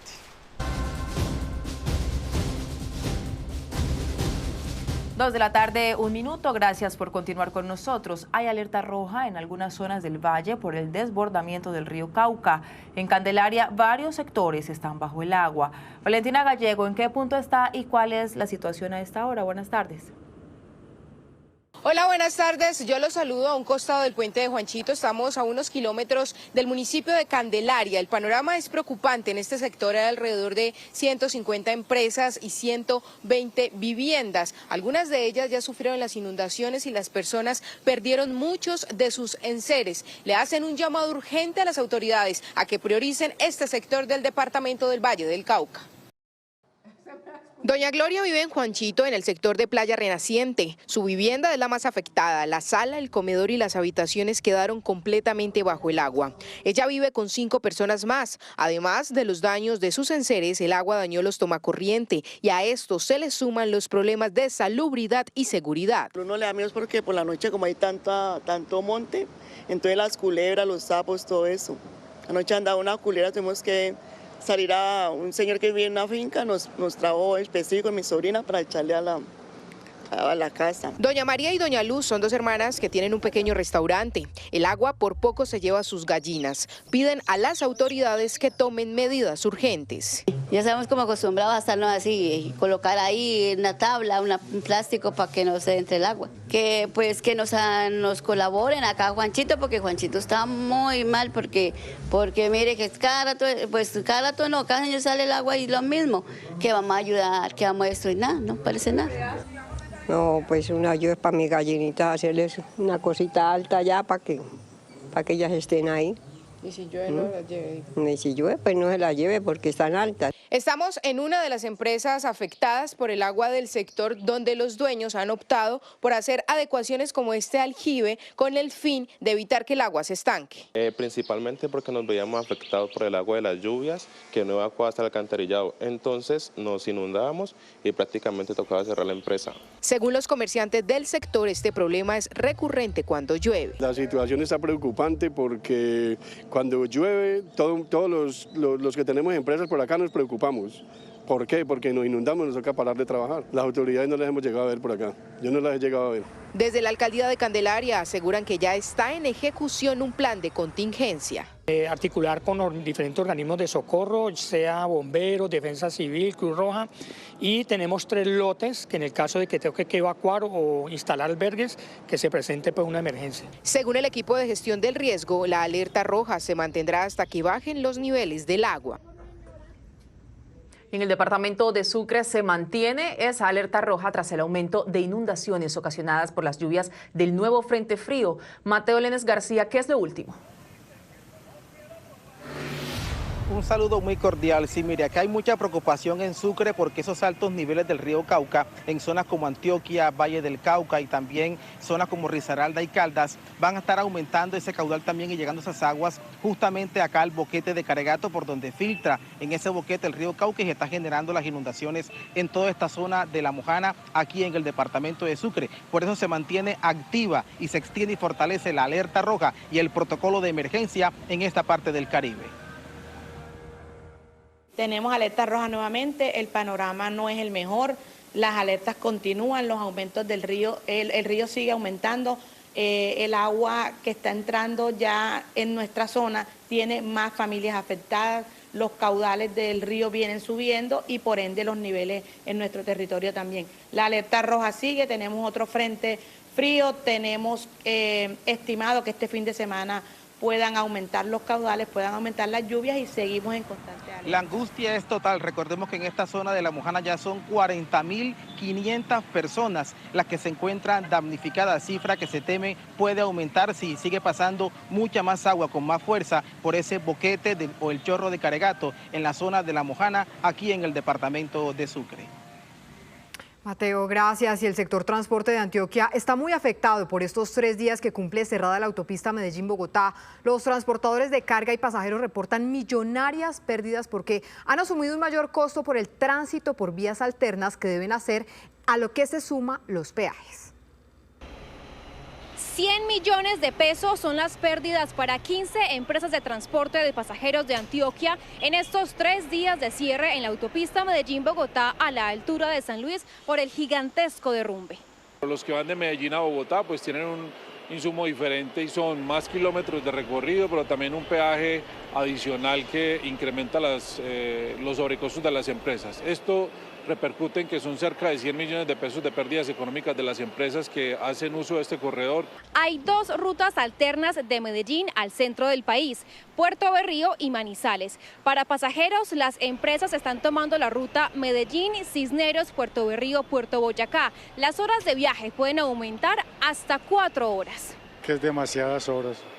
Nosotros lo compramos de aquí a Ibagué y por mucho que se gaste son 8 horas. Ahora viajamos de aquí a Río Negro, a Puerto de Río, son 12 horas, más 7 horas o más para ir a Ibagué. No voy a viajar. Nuestra salud no está con disposición de viajar tantas horas. Tengo de todo, presión alta, azúcar, de todo lo que usted pueda imaginarse. Para viajar así no, nos incomoda demasiado. El transporte de carga también sufre afectaciones a su economía. Por día están perdiendo hasta 30.000 millones de pesos y por ello piden al Invías agilizar los trabajos de remoción de tierra que se vienen realizando en el sitio de la luz. En noticias de salud les contamos que nació en el Reino Unido un bebé cuya madre logró el embarazo tras un trasplante de útero. Doctora Fernanda, usted nos tiene detalles de esta increíble historia. Buenas tardes. Sí, Ana, muy buenas tardes para todos. Pues el bebé ya tiene 2 meses, nació en diciembre, pero hasta ahora se dio a conocer. Pesó 3 kilos y se convierte en otro caso exitoso. A nivel mundial van un poco más de 100 trasplantes de estos. Lo particular es que la mayoría han utilizado órganos de donantes vivas y en este caso puntual fue de donante muerta. Como cualquier trasplante es un procedimiento complejo, este duró 10 horas. Las pacientes también deben tomar inmunosupresores para que no haya rechazo del órgano. Sin embargo, a diferencia de otros trasplantes, por ejemplo el de corazón, este no tiene como fin salvar la vida, sino permitir el embarazo, lo que lo convierte en un procedimiento que debe ser evaluado diferente y con mucho cuidado para determinar quiénes definitivamente pueden ser candidatas. Hugo Powell es el primer bebé en nacer en el Reino Unido después de que su madre completara el embarazo en el útero que le fue trasplantado de una donante muerta. Es una muerte cerebral, es como cuando tú donas riñones, donas pulmón, donas corazón y ya las mujeres femeninas pueden donar el útero para ser trasplantados. Es más frecuente que sea de mujer viva pues sin ningún problema cerebral, para pasarlo a la persona que va receptora. Expertos aseguran que los casos de donantes fallecidas son menos comunes debido a la complejidad para conservar el órgano y los tiempos reducidos para realizar el trasplante. Se han hecho 100 a 120 intentos de trasplante uterino 85 de trasplante uterino de alguien que está al lado de ella para poder recibirlo, y 35 de estas condiciones, entre comillas, de cadáver. El 40% de estos dos casos, de estas dos posibilidades, es efectivo, o sea, tiene muy buena posibilidad de embarazarse. El trasplante de Grace, la madre de Hugo, fue en el 2024 y el embarazo se logró tras fertilización in vitro realizada con óvulos propios y el esperma de su pareja. Estas pacientes tenemos que embarazarlas lo más pronto posible. La mayoría de ellas es por fecundación in vitro porque tenemos que asegurar la saca de los óvulos, la fertilización, la colocación del embrión para que ella quede embarazada. Una vez que quede embarazada, hay que terminar el embarazo por cesárea y hay que hacer la histerectomía. Ese útero solamente está ahí para el embarazo, para asegurar un embarazo. En Colombia no se han realizado este tipo de procedimientos, entre otros por su elevado costo. Mientras que aquí en Colombia no se establezcan unas reglas en donde se hace cobertura en salud de fertilidad, pues pensar en Colombia en desarrollar ese tipo de tecnología, pues para hacerlo en una o dos pacientes, pues realmente no se justifica. Las donantes de útero deben cumplir con unos requisitos básicos. Por supuesto, gozar de buena salud. También deben haber tenido al menos un parto y no haber sido sometidas a ninguna cirugía mayor en el útero.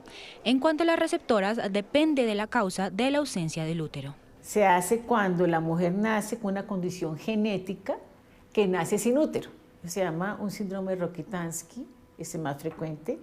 O en condiciones de que ella tiene que ser llevada a una histerectomía por razones médicas. Además del Reino Unido, también en España, Brasil, Estados Unidos y Suecia se han realizado con éxito este tipo de trasplantes.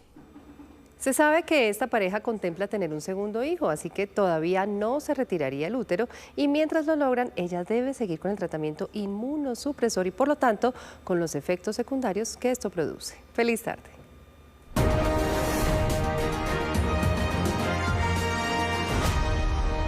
Hola, mi nombre es Sol Suárez Jaramillo, periodista y comunicadora social desde hace 12 años en los principales medios de comunicación del país.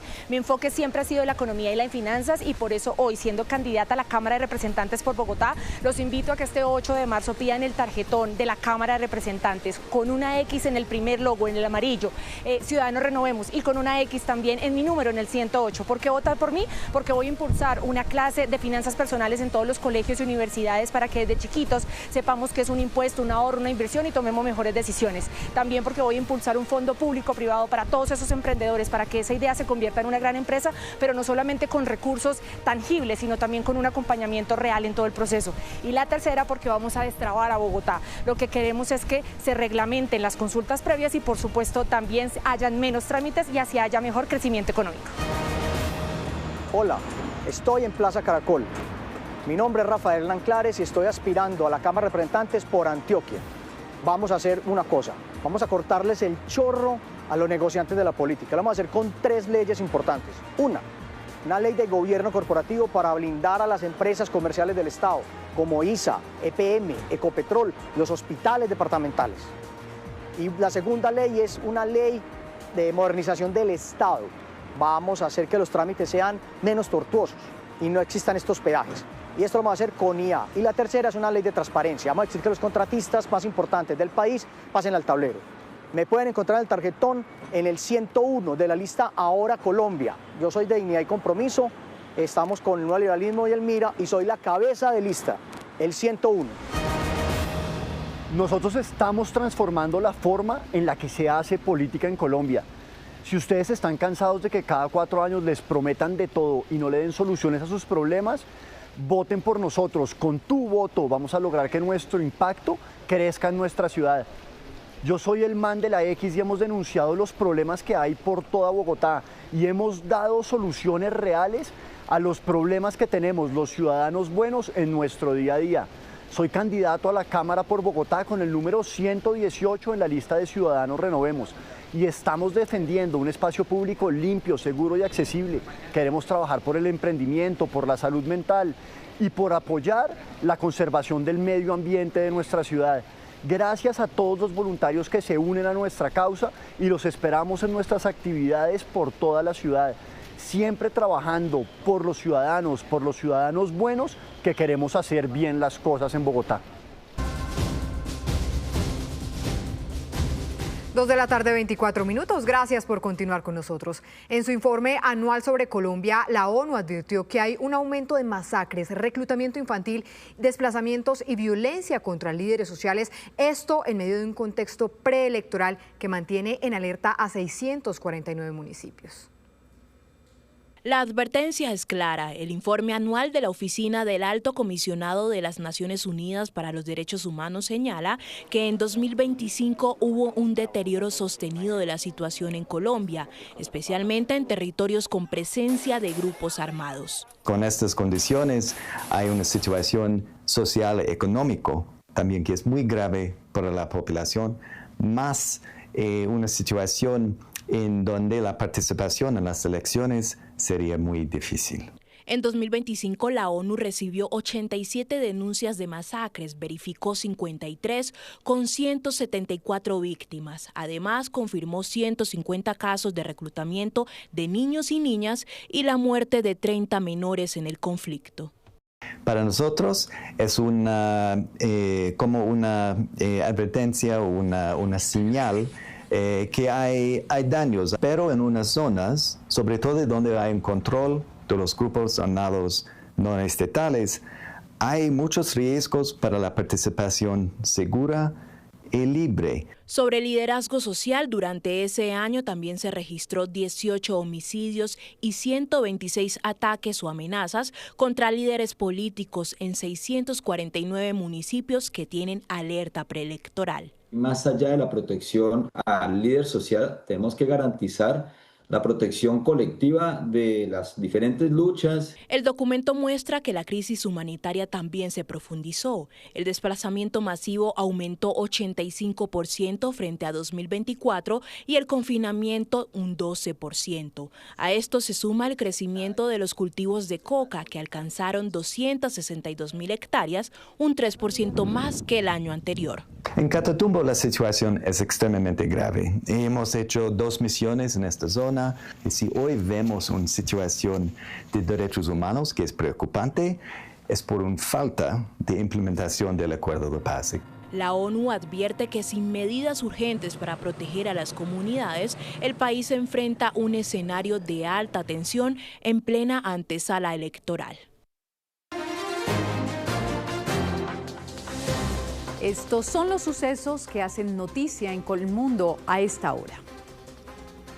La ex secretaria de Estado de Estados Unidos, Hillary Clinton, está testificando ante un comité de investigación de la Cámara de Representantes sobre el escándalo de Jeffrey Epstein, que enloda a influyentes personajes, entre ellos su marido, Bill. Juan Camilo Merlano en Washington, ¿por qué tiene que testificar ella si el que aparece múltiples veces en los archivos es él? Margarita, porque aseguran los representantes miembros de este comité de investigación que quieren saber en detalle por qué, por ejemplo, Ghislaine Maxwell, que fue asociada de Jeffrey Epstein en la explotación sexual, fue invitada de honor a su conferencia Iniciativa Global Clinton en 2013. Pero la exsecretaria de Estado ha dicho que ya no conoce o que no tiene ni idea de la actividad delictiva de Epstein y de Maxwell, que no tenía ni idea. De hecho, eso lo dejó claro en su testimonio inicial ante este comité que ella misma publicó en sus redes sociales. Dice, por ejemplo, el testimonio: el comité justificó su citación basándose en la suposición de que tengo información sobre las investigaciones de las actividades delictivas de Epstein y Ghislaine Maxwell. Para ser lo más clara posible, no la tengo. No recuerdo haberme encontrado nunca con el señor Epstein. No tengo nada que añadir, es lo que dice la exsecretaria de Estado. No obstante, los republicanos particularmente insisten en que este testimonio es fundamental para la investigación. Eso decía el presidente del comité, James Comer. El pueblo estadounidense tiene muchas preguntas. Que yo sepa, los Clinton no han respondido muchas, si es que han respondido alguna. Sobre su conocimiento o implicación con Epstein y Maxwell, repito, nadie acusa en este momento a los Clinton de ningún delito.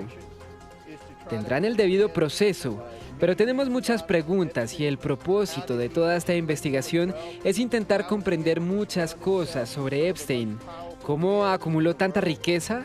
¿Cómo logró rodearse de algunos de los hombres más poderosos del mundo?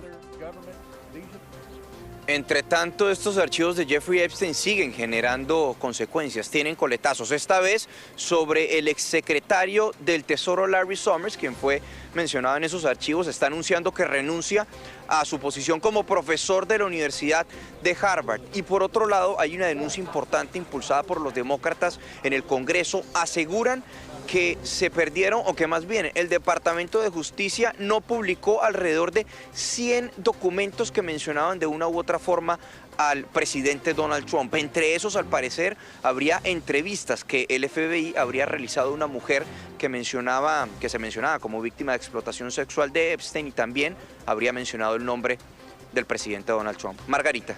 Juan Camilo, gracias. Mañana es el turno de Bill Clinton. El gobierno de Cuba entregó detalles del incidente con una lancha de matrícula estadounidense interceptada en sus aguas territoriales, que dejó 4 muertos y 7 heridos. La Habana asegura que se trató de un intento de infiltración armada desde Florida e identificó a varios de los ocupantes. En cadena nacional, el gobierno cubano expuso lo que calificó como una acción armada frustrada. Se ocuparon fusiles de asalto, armas cortas, artefactos explosivos de construcción artesanal, cócteles Molotov, chalecos antibalas, mirillas telescópicas y uniformes de camuflaje. Para el gobierno cubano, esos elementos confirman que había una intención clara detrás de la incursión. Es hasta ahora la versión oficial de la isla. Todos los participantes son cubanos residentes en los Estados Unidos. La mayoría de ellos con un historial conocido de actividad delictiva y violenta. El gobierno identificó además a los 6 sobrevivientes que resultaron heridos y permanecen detenidos. Sin embargo, el último de la lista, Roberto Azcarra Consuegra, niega estar en Cuba. Desde Florida asegura que no tiene ninguna relación con los hechos. Es un poco impactante al mismo tiempo de que mi nombre esté en la lista esa. Supuestamente ellos dicen que yo estoy en Cuba, que estaba en la lancha, y yo estoy aquí en Estados Unidos. Es algo muy preocupante y muy impactante. A través de su cuenta en X, el presidente de Cuba, Miguel Díaz-Canel, respaldó el accionar de las fuerzas de seguridad y aseguró que el país se defenderá frente a cualquier agresión que intente socavar su soberanía. Mientras tanto, Estados Unidos adelanta su propia investigación. El FBI visitó la vivienda del propietario de la lancha en el sur de Florida. Él sostiene que un empleado le robó la embarcación. Verificaremos esto de forma independiente y a medida que recopilemos más información, estaremos preparados para responder en consecuencia. Por su parte, Rusia respaldó a La Habana. Dijo que los guardafronteras actuaron como correspondía y pidió contención ante una situación que advirtió está escalando. Está escalando. En Venezuela se sigue decantando la renuncia de Tarek William Saab a la Fiscalía y su inmediato reencauche como defensor del pueblo interino, que desató críticas de la oposición y de los familiares de las víctimas de la represión del régimen chavista. La noticia de la renuncia de Tarek William Saab a la fiscalía, que manejó durante 9 años, confirmó que el status quo en Venezuela está cambiando. Según el exfiscal Zair Mundaray, le pidieron la dimisión para poner a un fiscal más cercano a la presidenta encargada, Delcy Rodríguez. Mundaray asegura que son múltiples las denuncias de extorsiones, persecuciones y torturas presuntamente lideradas por Saab. Puede ser comparado con los archivos de Epstein, me dicen desde la misma institución. Son tantos crímenes que su evaluación puede tardar años de trabajo.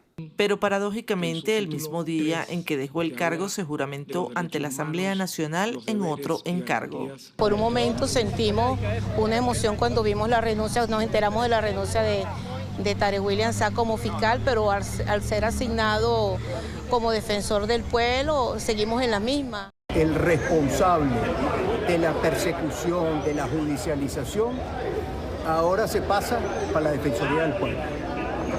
Eso es una burla a las víctimas.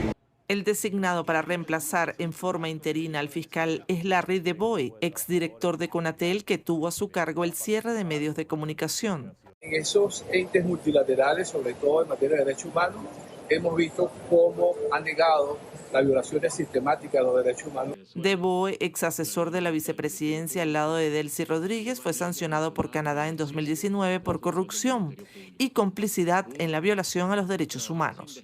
Precisamente uno de los objetivos del relevo es acelerar las liberaciones a través de la ley de amnistía y limpiar las graves acusaciones contra el Estado por esos mismos cargos.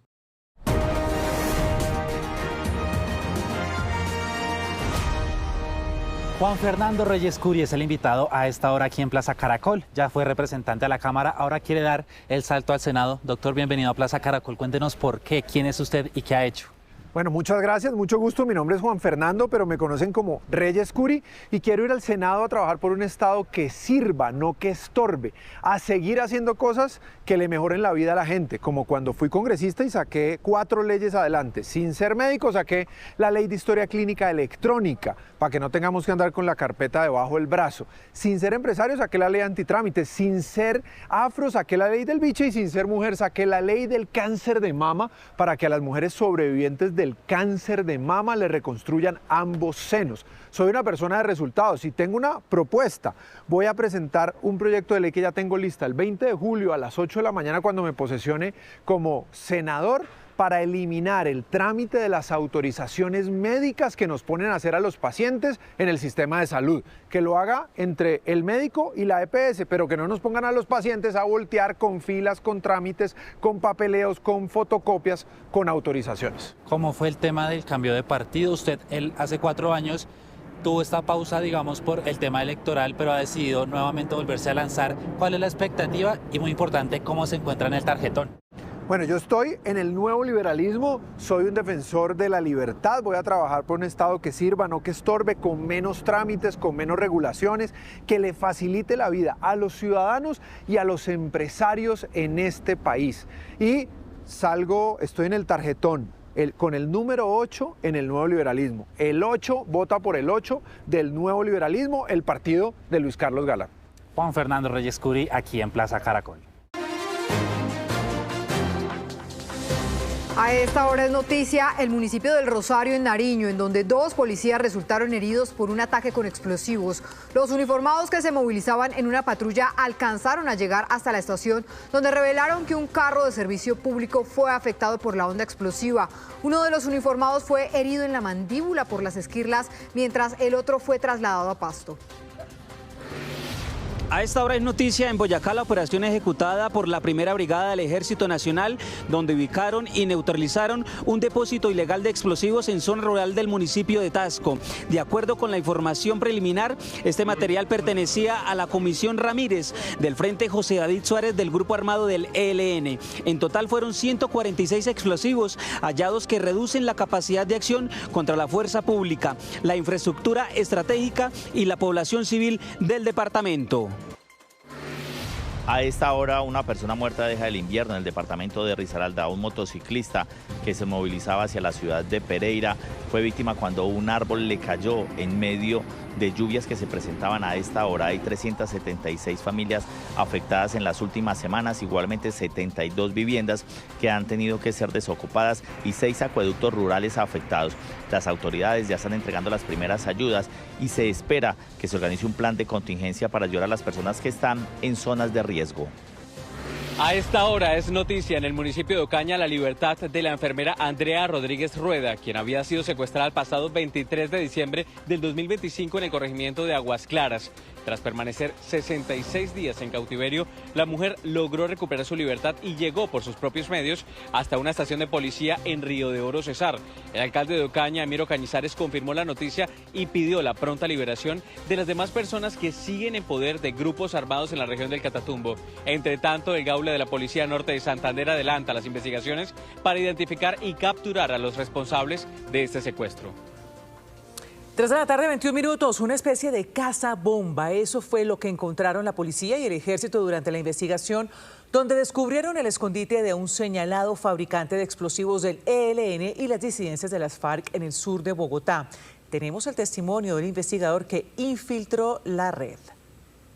En esta casa, para todos los vecinos de un barrio de Usme, sur de Bogotá, trabaja un humilde ornamentador. Pero esa era la fachada del que la policía considera era el más poderoso explosivista del ELN en Colombia. Tenía un taller improvisado que al parecer era para arreglar vehículos y ventanas. Pero en realidad allí, ¿qué había adentro? Ahí fabricaba con los metales bolas redondas que servían como explosivos. El señalado delincuente utilizaba planos para armar los explosivos y otros planos para ubicarlos en bases militares.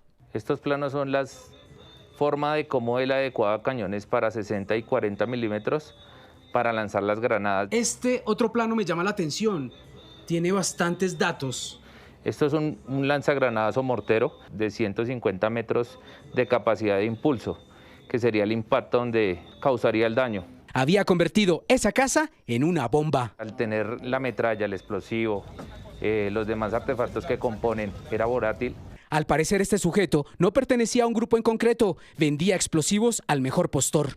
Trabajaba para el Gabor y trabajaba para el ELN al mejor postor, la persona que más le ofreciera el dinero o que más le comprara los elementos. Artefactos explosivos que según la investigación habrían sido utilizados en atentados terroristas como en el de Tunja, en la escuela Marco Fidel Suárez de la Fuerza Aeroespacial en Cali y en el atentado terrorista contra el helicóptero de la Policía Nacional en Antioquia. La captura se produjo tras 2 meses de investigación de la policía y el ejército. Él hacía encuentros con personas que le suministraba munición, armamento. Agradecer a la comunidad, pero también reiterarles lo importante que es que nos suministren información que nos permitan a nosotros anticiparnos frente a cualquier acción terrorista. En este momento, tanto la DIJÍN como inteligencia de la policía tienen a por lo menos 5 personas más que harían parte de esta organización dedicada a fabricar elementos explosivos para cometer atentados terroristas, dicen las informaciones durante las jornadas electorales que se aproximan. César, gracias. Y ante la crisis climática, en un Consejo Extraordinario de Gestión del Riesgo, las autoridades del Chocó confirmaron que el fenómeno de la Niña y los 3 frentes fríos tienen afectadas a más de 30.000 familias, esto en 18 municipios. Acandí y Huinguía son los más afectados. En estas fotografías captadas por un dron se observa la magnitud de la emergencia en el municipio de Acandí, que atraviesa por un momento crítico por cuenta del tercer frente frío. Más de 5.000 familias están en medio de calamidades. Las vías se convirtieron en ríos, agudizando el confinamiento. Aquí no hay cruce para nadie, ni para moto, ni para coche. Necesitamos es un puente urgente. El mismo frente de la ola invernal no nos está permitiendo actuar de una manera celere. Al norte del Chocó, si en Acandí llueve, en el municipio vecino Huinguía tampoco escampa. Así está en Santa María, dentro de la casa, vea, todo está inundado, ahí está la marca donde llegó el agua. Esta temporada atípica de lluvias tiene gravemente afectadas a más de 30.000 familias en 18 municipios del Chocó. La gobernación del Chocó va a generar inmediatamente el envío de más de 20 toneladas de ayuda para la atención inmediata de las familias en el municipio de Acandí y que activaremos todas las acciones como sistema para poder responder en el marco de esta emergencia. Las autoridades en Acandí y Huinguía mantienen la alerta roja y la suspensión de la navegabilidad en el mar debido al frente frío que se extenderá hasta el próximo 27 de febrero. Y es momento de saber qué tendremos en Noticias Caracol en Vivo, nuestra señal digital. Pablo, hola. Ana Mile, ¿qué tal? Muy buenas tardes. Esta tarde en Noticias Caracol en Vivo, varios temas. El primero de orden público, ese dron que cayó en una casa en Segovia, en el departamento de Antioquia. Fallecieron 3 personas de una misma familia y hay una persona lesionada. En segundos, en Noticias Caracol en Vivo, el secretario de Seguridad del departamento de Antioquia respondiendo de lo que está pasando allí en el departamento. Hablaremos de ese decreto que expidió el gobierno nacional que obliga a transferir millones de usuarios a la nueva EPS. Ya les vamos a contar de esto y tendremos varias voces para explicar un poco la decisión del gobierno. Y finalmente estaremos hablando de Bancolombia. Ya se restablecieron los servicios a través de las aplicaciones. Acabó de hablar el presidente de Bancolombia en una rueda de prensa. Vamos a transmitir toda esta rueda de prensa aquí en Noticias Caracol en Vivo, porque por supuesto hay medidas que está tomando Bancolombia a propósito de los problemas que han presentado los usuarios. Los esperamos esta tarde en Noticias Caracol en Vivo, nuestra señal digital.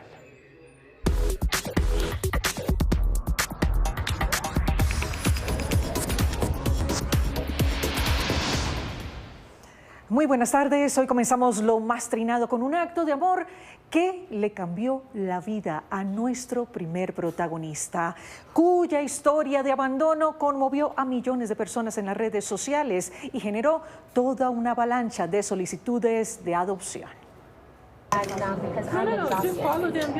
No, what we're gonna do is we're gonna walk you back to where your dog's at. No podemos creer que tengamos que decir esto, pero por favor, no abandonen a sus mascotas en el aeropuerto ni en ningún otro lugar. Con este llamado, el Departamento de Policía de Las Vegas, en los Estados Unidos, compartió este video. La mujer que discute con los uniformados es una pasajera identificada como Jermiran Bryson, de 26 años, que abandonó a su perro en el mostrador de una aerolínea, luego de que funcionarios le pidieran completar la documentación para que pudiera viajar con él como animal de servicio.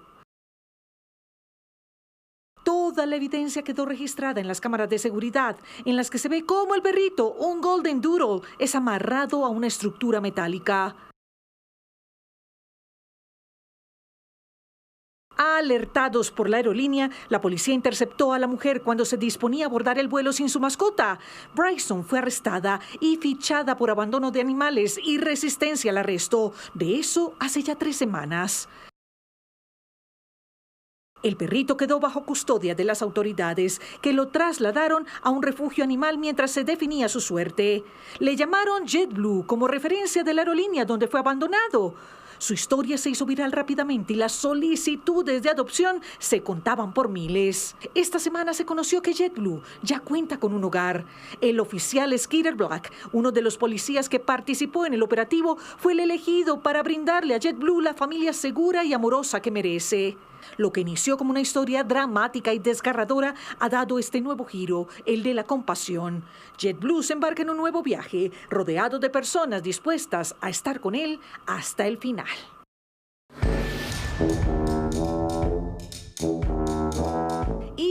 ñapa corre por cuenta de este maestro que no necesita camuflaje porque es el campeón del escondite.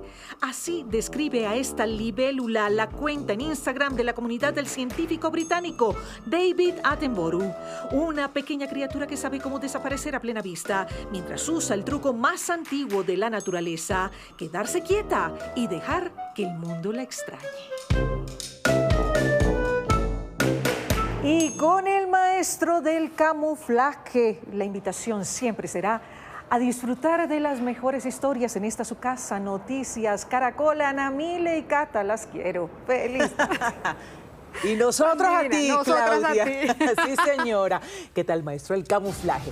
Pues así terminamos, pero nos vemos a las 7 de la noche con una nueva edición informativa. Pero si quieren seguir los hechos del día, ya lo saben, se pueden conectar con Pablo a partir de este momento, la señal digital de Noticias Caracol en nuestras plataformas digitales. Sí, señora Ana Milei, en el canal Caracol ya viene Tormenta de Pasiones. Recuerden, somos Noticias Caracol, primero la gente. Feliz. Chao.